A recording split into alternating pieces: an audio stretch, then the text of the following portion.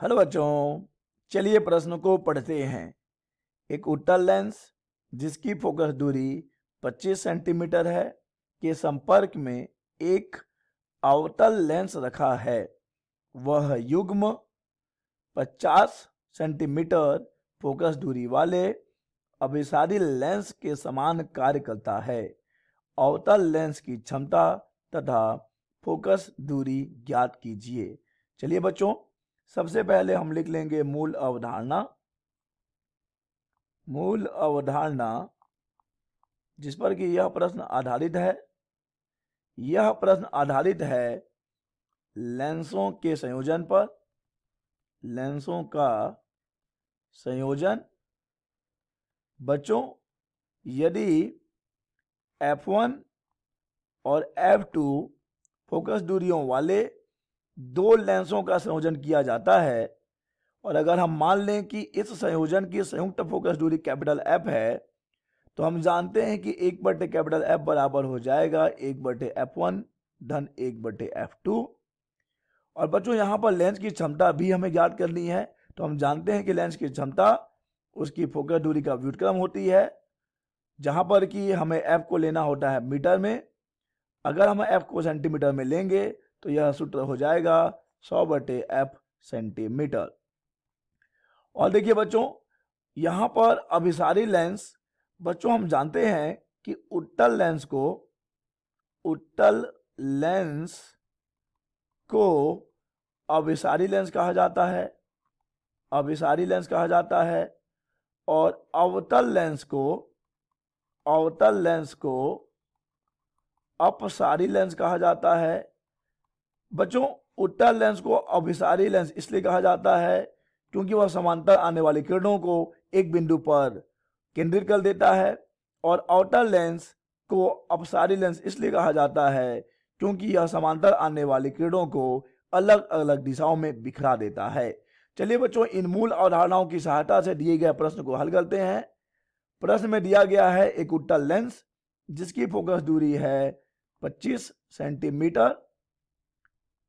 तो बच्चों, यहां पर f1 इस उत्तल लेंस की फोकस दूरी है जो धनात्मक होगी और इसके संपर्क में एक अवतल लेंस रखा गया है। मान लेते हैं कि अवतल लेंस की फोकस दूरी f2 है, तो यह हमें ज्ञात करना है। युग्म, बच्चों हमने इन दोनों लेंसों को संयोजित करके एक युग्म बनाया है और उस युग्म की संयुक्त फोकस दूरी है कैपिटल F। और चूंकि बच्चों यह युग्म एक अभिसारी लेंस, और हम जानते हैं अभिसारी लेंस कहने का तात्पर्य है उत्तल लेंस जैसा व्यवहार कर रहा है, तो यहां पर कैपिटल F सेंटीमीटर जो है, कैपिटल F बराबर 50 सेंटीमीटर, यह धनात्मक होगा क्योंकि यह एक उत्तल लेंस है। तो बच्चों इसे हम धनात्मक लेंगे। अब चलिए बच्चों, हम सूत्र लगा लेते हैं। 1/कैपिटल F बराबर हो जाएगा 1/f1 धन 1/f2।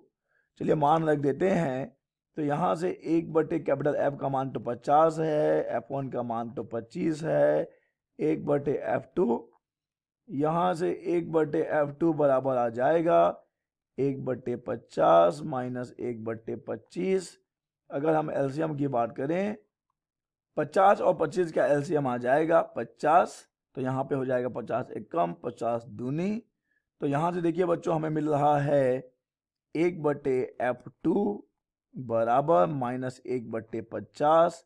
अतः यहाँ पे f2 है -50 सेंटीमीटर। -50 सेंटीमीटर। अतः बच्चों देखिए, फोकस दूरी हमें ऋणात्मक मिली है। स्पष्टतः यह अवतल लेंस की फोकस दूरी है क्योंकि अवतल लेंस की फोकस दूरी ऋणात्मक होती है। तो बच्चों हमने फोकस दूरी ज्ञात कर ली है। चलिए अब हम लेंस की क्षमता ज्ञात कर लेंगे। लेंस की क्षमता P बराबर हो जाएगी 1/f। तो यहाँ से अवतल लेंस की क्षमता ज्ञात करनी है, तो हम उसकी फोकस दूरी रख देंगे जो कि है -50। और चूंकि यह सेंटीमीटर में है तो इसे हम 100 लिखेंगे।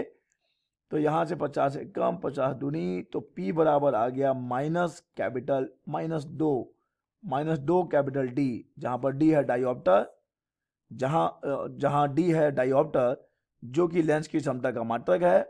तो बच्चों ऑप्टर लेंस की फोकस दूरी हो गई है 50 सेंटीमीटर और उसकी क्षमता हो गई है 2 डायोप्टर। आशा करते हैं बच्चों आपको यह प्रश्न समझ आया होगा। धन्यवाद।